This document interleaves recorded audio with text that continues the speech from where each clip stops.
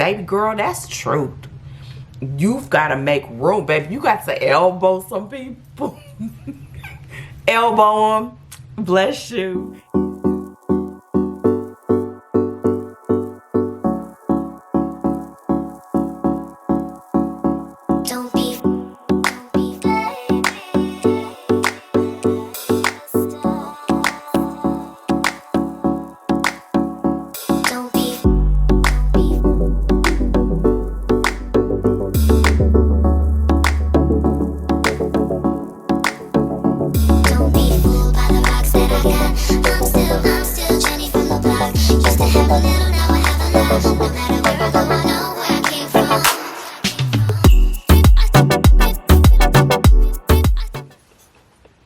What's the deal, Pickles?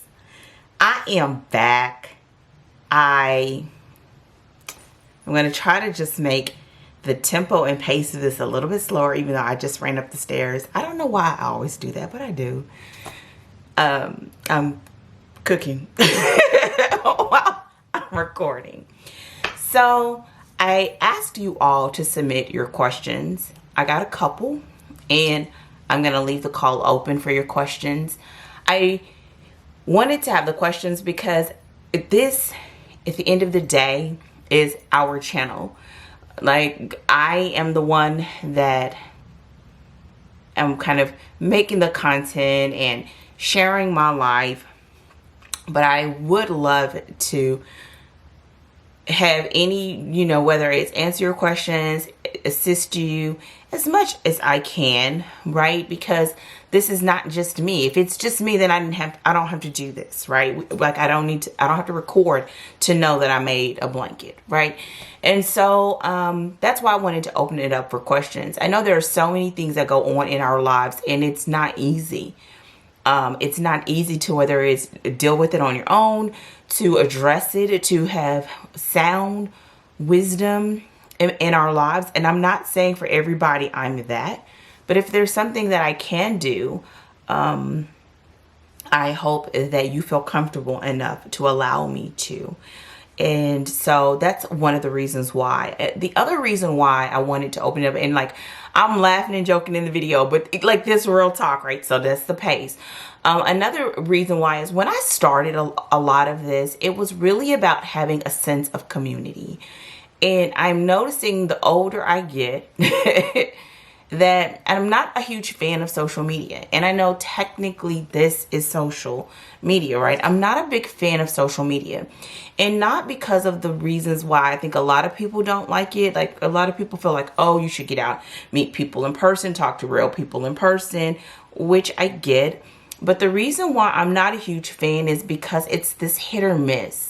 That's the part that kind of disturbs me more than building remote relationships. And I don't have a problem with remote relationships because I understand that our lives are busy. Like, our lives are busier than ever before. And sometimes it's a good busy and sometimes it's a bad busy, but busy is busy.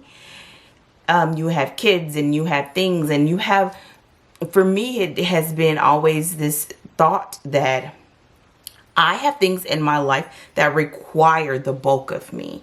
And it's a choice that I made. My children required a bulk of me. My marriage requires a bulk of me. And it does not mean that there are not other parts of me that I wish to express. But those are my priorities. And so therefore, going out to do this mixer and this mingle or hang out with this friend and that friend, it's not that it doesn't matter and I don't value it, but it's not always as easy as just dropping everything. And sometimes it should have been, but it wasn't. It wasn't. And I, now that my children are older, I don't regret it. I don't regret it at all, because I wanted to know that I've done everything that I could. And a lot of that times that means that you can't have a lot of divided interests. And relationships take energy, and it is an interest, and it takes time.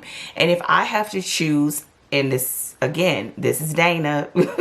If I have to choose between sitting and going to a restaurant and driving across town and sitting in traffic to hang out and talk with people, or having time alone, I pick time alone every single time. And some days I hate that that's what I do.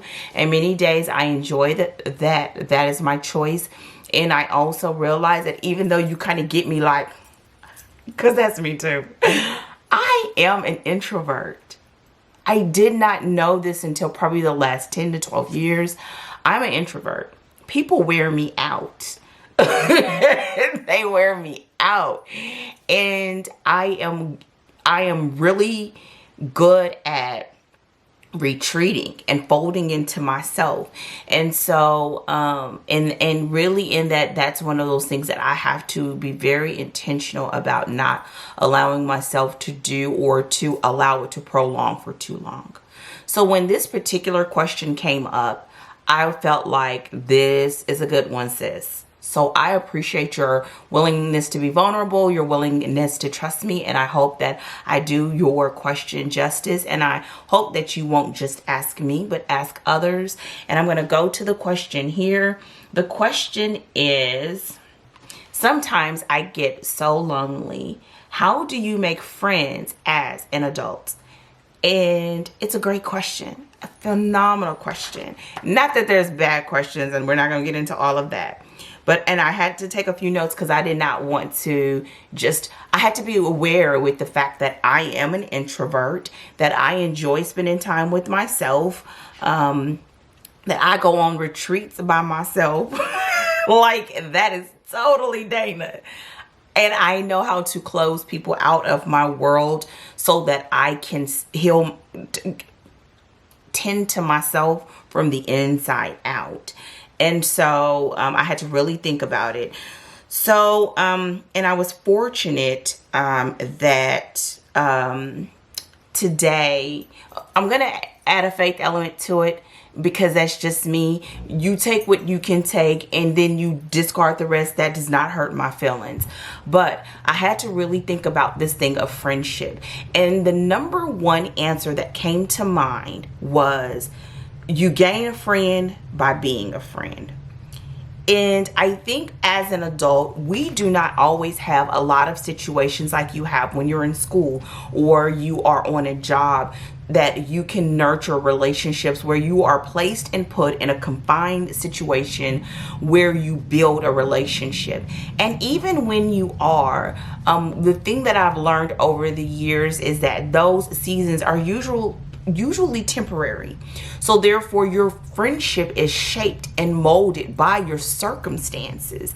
So therefore when those circumstances changes, you're out of that bubble, you may find that you don't have as much in common as you used to. And I think that's how relationships can thin out. So what I've learned to do is I find friends by being a friend. And I don't also define friends probably the same as everyone. So what I do in situations is I try to be the person that I wish I could encounter. I smile. I speak to people. I am helpful. I am courteous. And not because I'm seeking to give something back. To receive it back. But because it feels good to be that way. Right? Like, it feels good to be helpful, and it feels good when it's reciprocated too.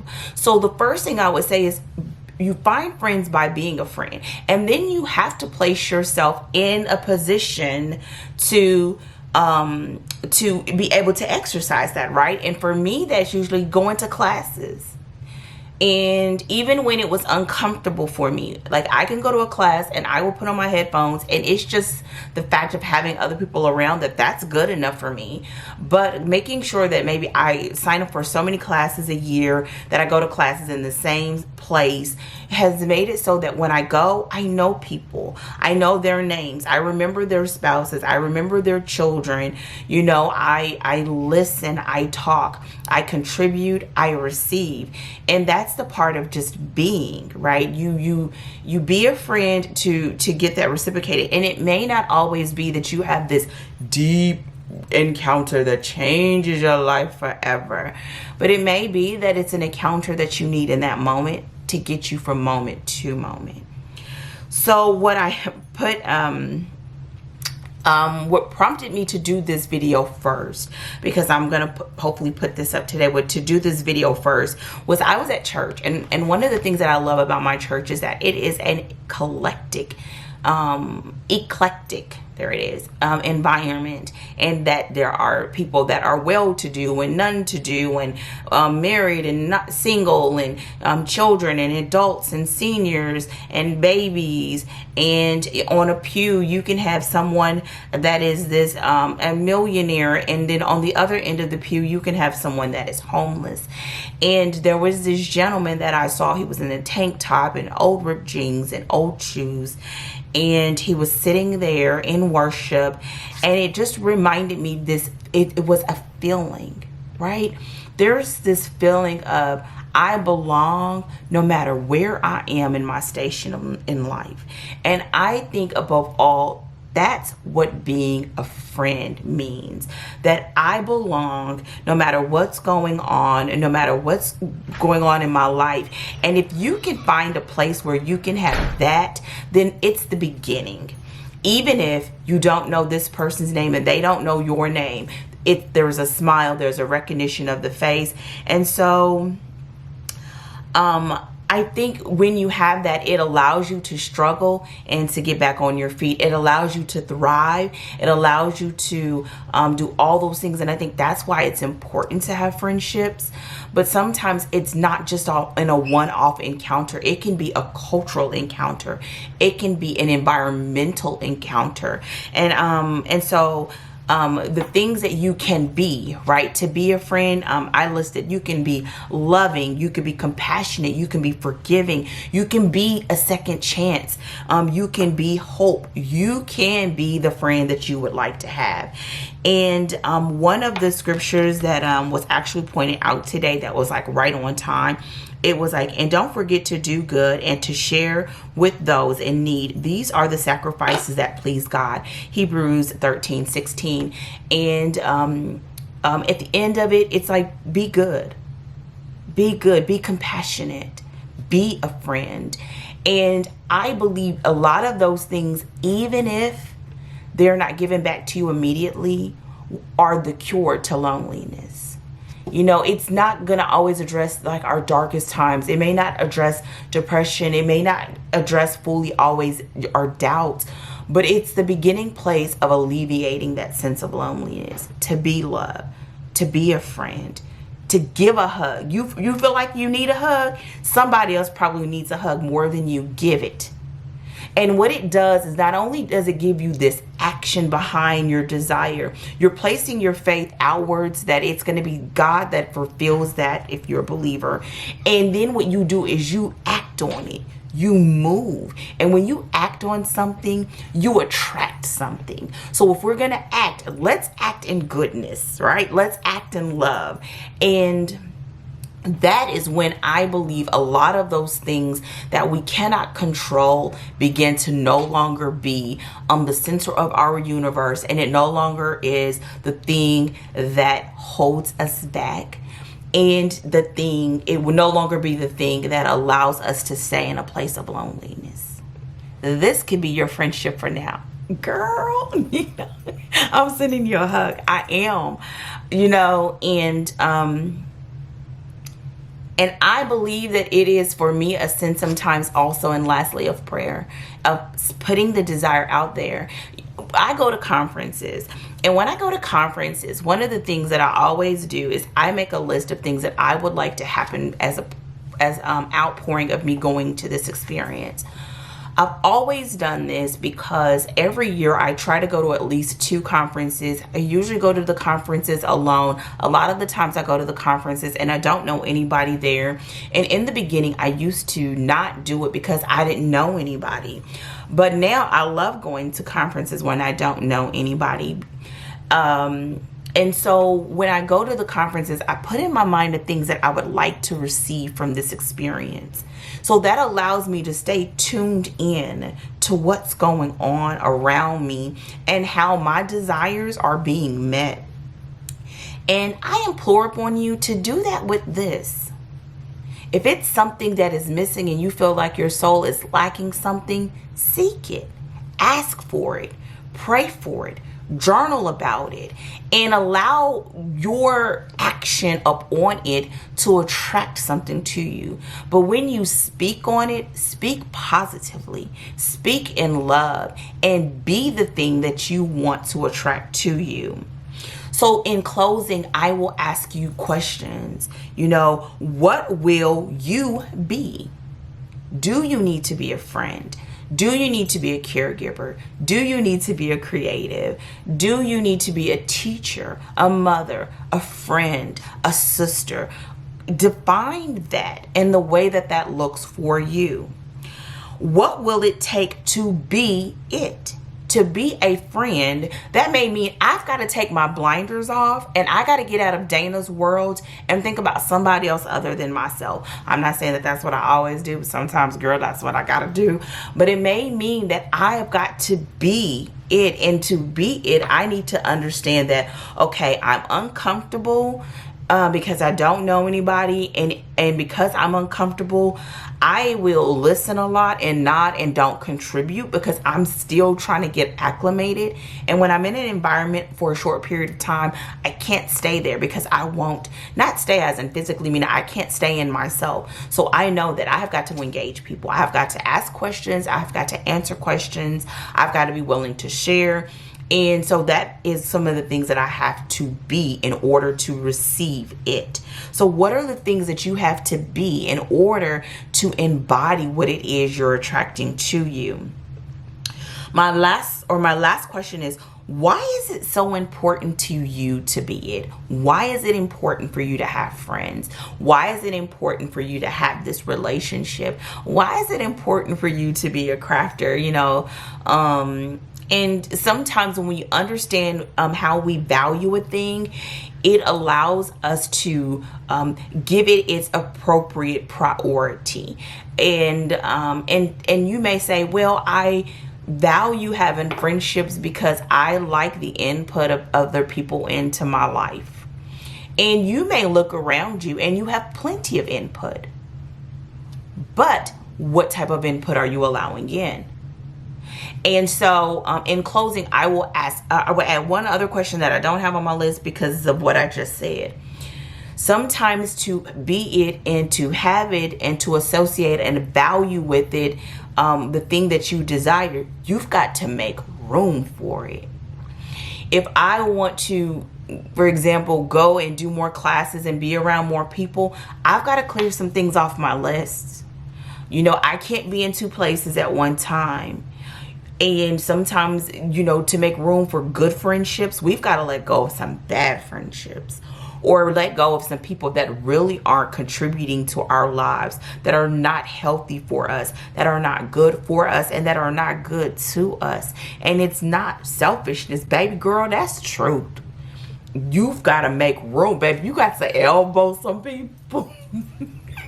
Elbow them, bless you, and keep you moving, because you get one life. This is your one shot. And I want you to go to sleep at night feeling as if you did everything that you could have done today to have a good life. And you are in control of that. Even when you cannot control your circumstances, you control that. You control how you value a thing, how you see a thing, how you act upon a thing. And so, in closing, I hope that this was helpful. And I hope that if this spoke to you, that you will go to the comment section and give our girl a high five, give her some hearts, send her a hug. Let's be the people that we want to see in the world. We don't have to see each other face to face to be good people and to love on each other. And as my drill sergeant, y'all, when I was in basic training, my drill sergeant used to tell us, be a buddy to your buddy. That means be a friend to your friends, be a friend to your fellow crafters. And if we do that, it's the starting place. We are then nurturing a ground where good things can happen to us and between us because we're willing. And so give your girl some love in the comment section. Sis, you're not alone. Sis, I've been there. Here are some things that I've done. Here are some things that I've had to open up. Here are some things that I've had to let go. I dare you to do that, because I know there are hundreds of us that watch these videos and we don't always feel daring enough to open our mouths. But let me just tell you this last thing in closing. You did not go through, endure, survive, and overcome the things in your lives just for you. You overcame those things to be a blessing to somebody else. So I will see you all hopefully sooner than later. Don't forget to go over to the other video and enter your questions. I'd love to be able to do more of these. I will see you all hopefully sooner than later. Take care. Goodbye. If I can't have you, I don't want you to have anyone. And if you don't want me, there's something wrong with them, right? Maybe I got problems that I don't tell anyone. Have I lost my perception? Feel like I wanna do something wrong now. Packing all your belongings. Say you wanna take some time, but if you say we'll meet again, why'd you have to take everything now? Baby, are you lying? Have you met someone? Tell me now. I better start crying, make him feel bad before we leave town. 10, 9, counting down, putting on a smile. 8, 7, 6, 5. You say goodbye, lock the door for 3, 2, 1, and then I lose it. I'm delusional, delusional, you say, and then I lose it.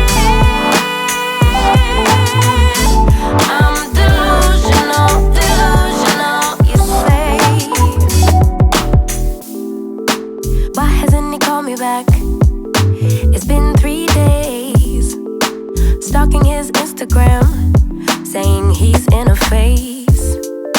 So now you're telling everyone that we're drifting apart. Now I know that it was you who made me feel so messed up. Hanging out with new females, cute, but are they even real, man? Jealousy, I think it's jealousy, but hell with it, still a good melody. Or maybe I got problems that